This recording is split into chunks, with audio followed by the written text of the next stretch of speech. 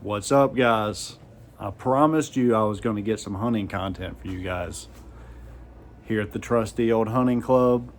My father's been a member here ever since I've been born. My grandfather is the one who originally got him into this club. So this club named Big Orange Hunt Club has been here since the early 70s. We've had this land for a long time. It's about 1,000 acres in Fairfield County. There's about 20 members or so, most of which that are actually from Johnson City, Tennessee. So a lot of Tennessee volunteer fans that come here. We don't judge them for that. We love them the same. A lot of well-known people from Johnson City. We had the sheriff, Gary Younger, was here for a while. That's one of my favorite members I've met through this club. Been a lot of great men in this club. Harold Corby is a very well-known knife maker. If you've never seen Harold Corby knives, Google Harold Corby knives. He makes some of the best knives ever made in the entire world. He's been a member this year since the 70s, and the man who's pretty much replaced my dad's father that I never had a part of my life as my grandfather, Harold Chambers, is here right now. He's back there asleep, so I can't show you that part of the cabin. But like I said, met a lot of great people at this place, shot some of my biggest deer, most of my turkeys. I didn't shoot my first deer here because I shot that on my family land, but shot a lot of deer at this club. This is a very well managed property, great logging roads to drive up and down, lots of stands. We love it here. It's a family getaway. It's where we come to fellowship, hang out as a family, and just relax. I got here tonight, so it's dark out, so I can't really show you much on the outside. Here's just a little one part of our little living room when you walk in. A lot of bunks in here. Got a nice kitchen table here. Just stuff everywhere. It's a bunch of guys here. Like, it's not going to be the cleanest. Got a nice sink to do all your necessity prep needs, washing dishes. Got a range, stove, microwave, pots, pans, everything you need to cook up that harvest you harvest. Here's one of the rooms, just a bunch of bunks. This is actually where I'm staying. Goal of this video is to get that harvest video. Been promising you guys a lot of hogs because it is on the Broad River. A lot of whitetail. First one that steps out is going down. Fingers crossed I'm able to get all that filmed.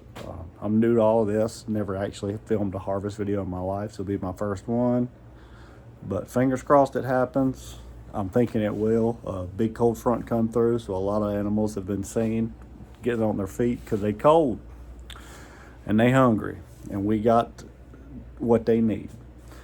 Also got a 7mm 08, which is my grandfather's rifle. I love shooting stuff that he passed down to me. I just love shooting stuff with his guns. Just helps me connect with him. Got a hand load that my dad hand loaded for it, just waiting on something to step out. Fingers crossed. I'm gonna see y'all in the morning. Good morning, everybody. It is the next morning. Sitting here drinking me a little bit of coffee. It is 26 degrees out there, so I'm definitely going to be roughing it to get an animal. But you can't shoot one if you're sitting in the cabin or in the house. So I'm going to go out there and popsicle for at least a couple hours, or at least my toes can't take it anymore. I got enough layers, I think, to keep my body warm, but I still don't even think 3 pair of socks is going to be able to keep my toes warm long enough for me to sit there. But I'm gonna give it a shot. There's a lot of hogs coming to the stand I'm going to, which I'd rather not shoot. I'd rather shoot a whitetail for meat in the freezer. But if a wild pig come by me, it getting laid down. You just can't pass that up, especially as destructive as they are. It's better to go ahead and try and thin that population the best you can. So next time I see you guys, I'll have my camo on. I'll be in the woods, give you a little rundown of what the spot looks like, and fingers crossed we lay one down this morning, guys. That'll be the weapon of choice this morning. Ruger M77 Mark II. I believe that's what it is. What is it? Lord. Mark II, yeah. 7mm 08. Some hand loads with burger bullets. That old Harold and Kobu. There you go. He hooking me up with some gloves to keep me warm. With me luck, Harold. Yeah. I'll see you in a little bit. All right.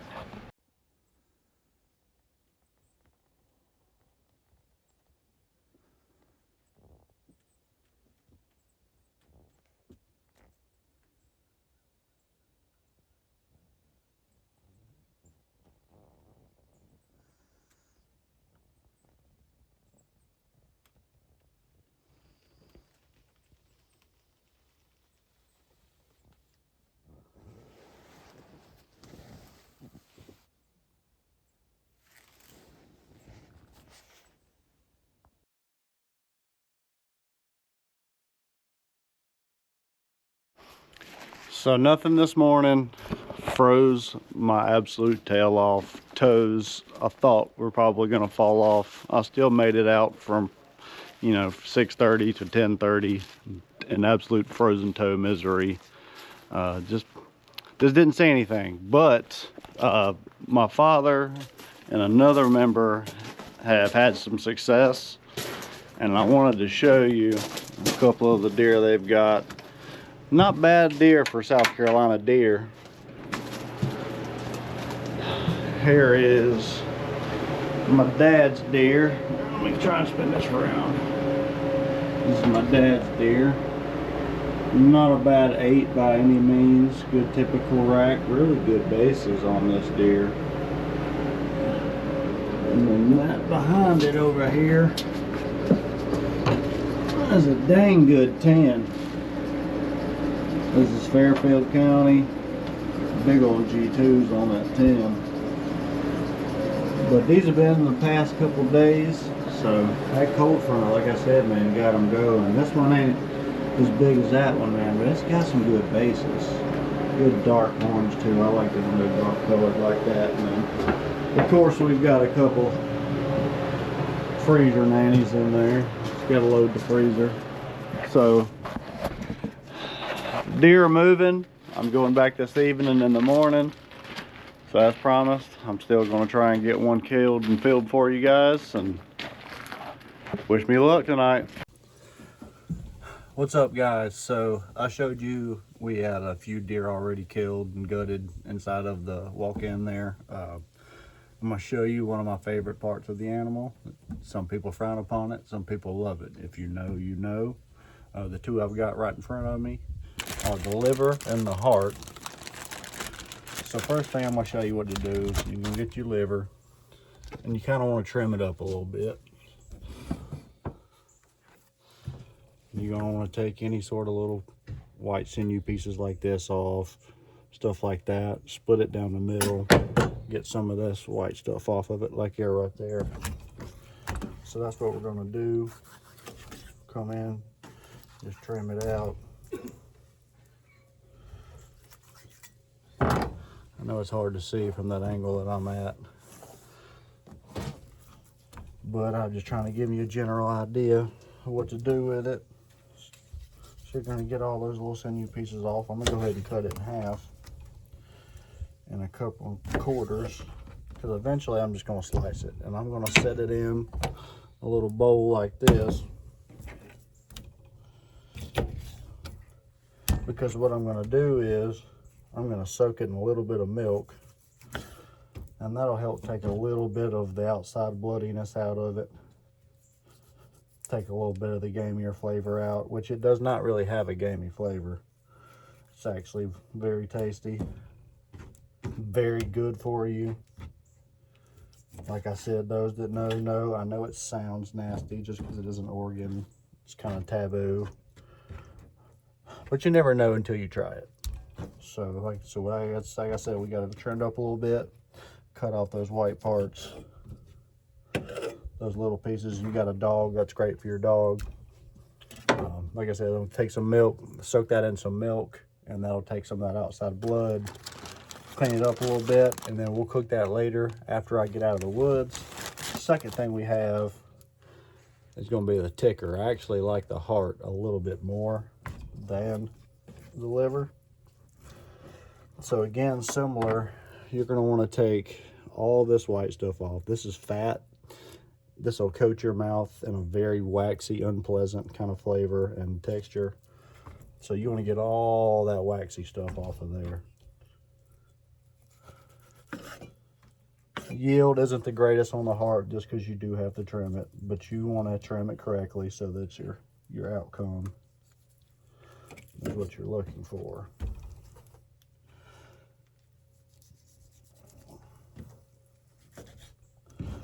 Once you get that out, there's going to be some other white stringy parts throughout the middle of the heart. So I go ahead and I slice it straight down the middle. And you can open it up and you'll go in and you'll take out these white little stringy parts. Those are kind of inedible. They affect the quality of the final product. So you're going to go in, trim those out.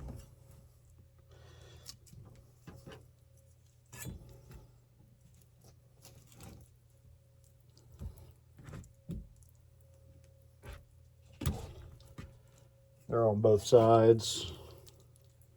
You can see there's the other side. Go in and get all those stringy things out of there. The texture I would describe heart as, it's a very bouncy kind of texture, but it's got a delicious, almost beefy flavor. I like the bouncy texture that it has. It kind of gives it what it is. It's something you don't have a lot of, so it's when you get it, kind of a delicacy because you don't get it that much, that bouncy sort of flavor and texture. So once you get that trimmed up, I'm gonna put that in there with the liver. I'm gonna soak it in milk for a little bit, and then I'm gonna get ready to go hunting. See y'all in a little bit.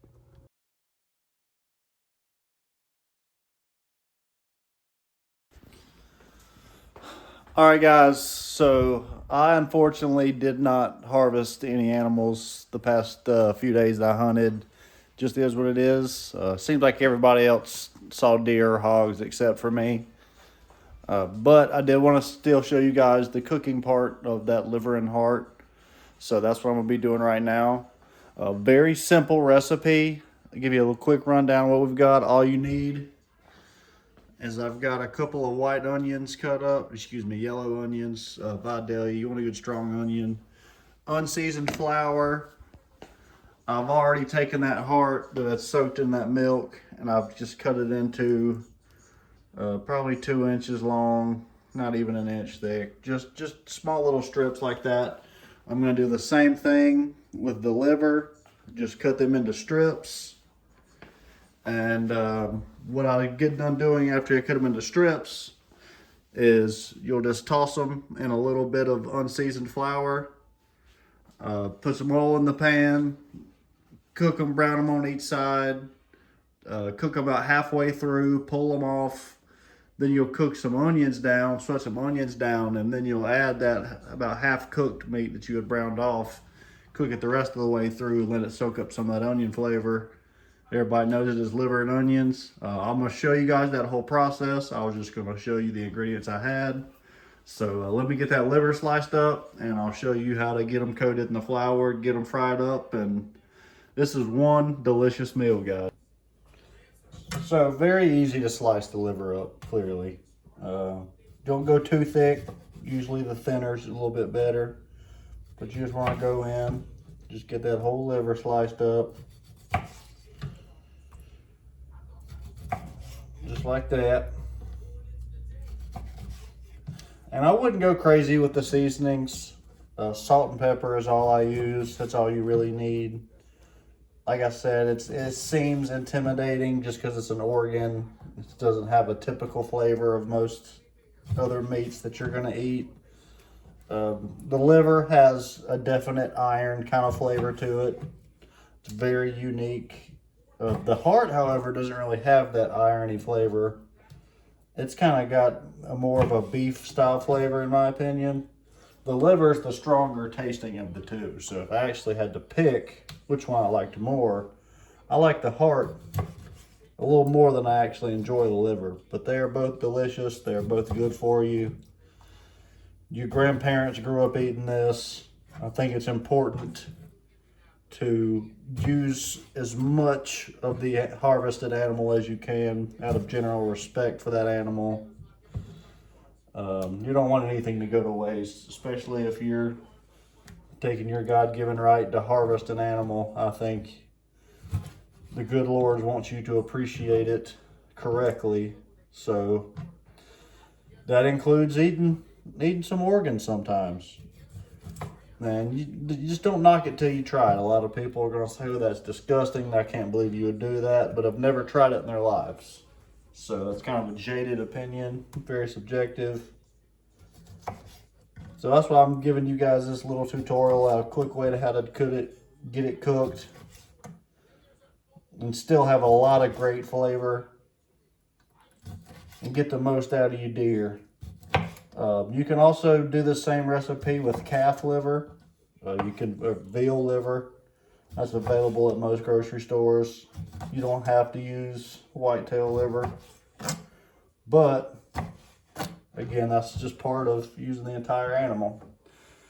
So once you get them all sliced up into some strips like this, almost like jerky style strips, what I'm going to do is very simple. Just a little bit of salt and pepper on both sides. You don't want to go too salty because you want to be able to get a good taste of the meat.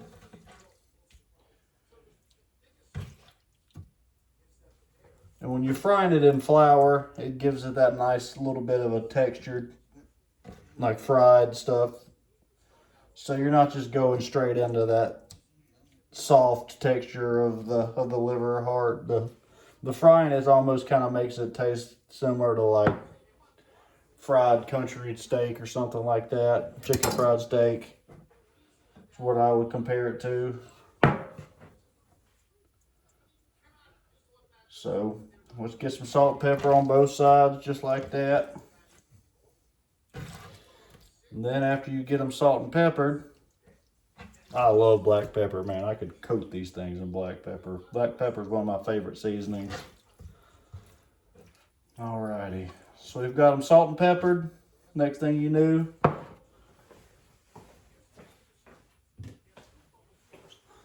you're gonna roll them in unseasoned flour, just a light coating, just cover it on all sides. You don't need to put it in a wash or anything. Just straight into the flour, straight in the pan. First, I gotta get some oil heated up. Once I get some oil heated up, I'll show you how to get it browned off. We'll cook the onions, put the meat on top of the onions, and you're gonna see how delicious this looks here in a second.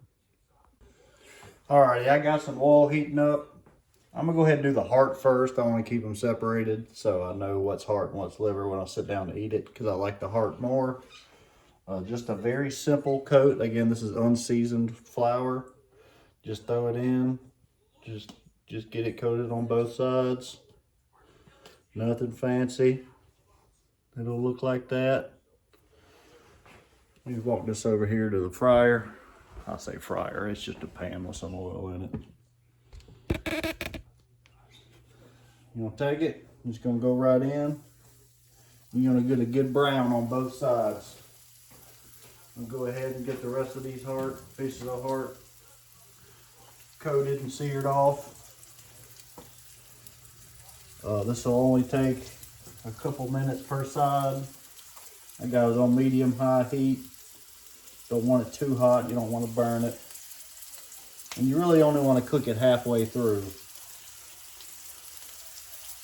And again, for those who think that this is very outside the box, nasty, well, I'll never try that. Throughout my childhood and pretty much most of my teens, I had the most boring palate you could have.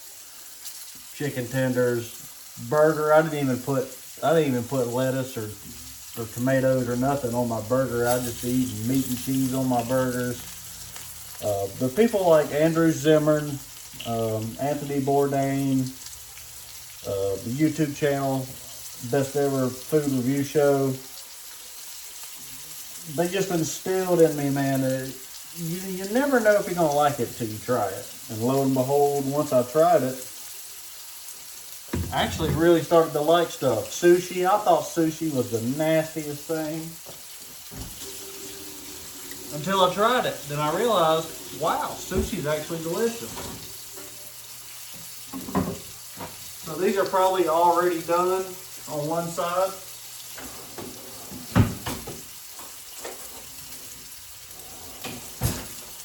So we're gonna go ahead and flip them. Just getting that good crust. Come on now, do your job. I don't have any tongs, so I'm having to use a fork. We're getting flipped over here. Struggling a little bit. Alrighty, come on now. Flip over. Alright. So that'll be about what it's going to look like. Again, just crisp it up a little bit on that side. These are actually already done, so I'm going to pull them, set them aside. I'm going to do the exact same thing with the liver. And I'll see you in a second after I got all those seared off. So there was a good bit of fond or pieces of the liver and heart that had stuck to the pan a little bit. So I went ahead and made a gravy, very easy. I'm gonna pull it off the heat. She's getting a little bit too thick. But you'll get some milk and you'll take it and you'll deglaze the pan from whenever that stuff had stuck to it. I had skim free or fat free. You would want to use whole milk ideally for a gravy, but I usually don't make a gravy, but there was so much fond I figured it'd be pretty tasty. So what you do is you just take a little bit of milk, add that, deglaze the pan, take a little bit of that flour you had and add that, and then you kind of just go back and forth until you get the thickness and consistency that you want. You're going to cook that on very low heat if you do want to make a gravy. If you don't want to make a gravy, you don't have to. You can just take the onions and throw them right in. So what I'm going to do is I'm going to pour the gravy out, wipe the pan out a little bit, then saute the onions, and then show you the rest of cooking that part and putting these on top, and then we'll be about done. That's the texture you're looking for. As you can tell, it's got a nice crust on each side. You want that nice good crust. Just makes the eating experience a little bit better. So I'm gonna take that gravy, throw it in the pan or in a bowl, start cooking my onions, and we're almost done, guys. I really want y'all to try this if you've never tried this before. I promise you'll enjoy it if you do enjoy deer meat. And it's just a great way of using that whole animal and not wasting it, and really appreciating what God has given you with this bounty. And it's good for you too. So I'm gonna get this poured out, get the onions cooked, and the final product's almost done. So on a side note, if you guys could keep my family in your prayers, say a small little prayer for my mother, her aunts, and my uncle, as well as myself. We lost my grandmother last week.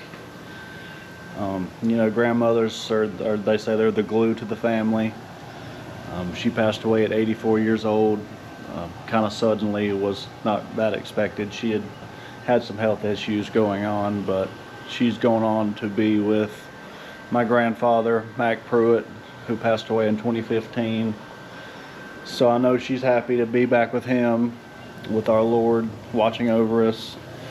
But if you guys could just say a prayer. My mother's, you know, obviously handling it the best she can, and we need more people like that in the world. That generation was one of the best generations of people we had, and we're starting to lose them.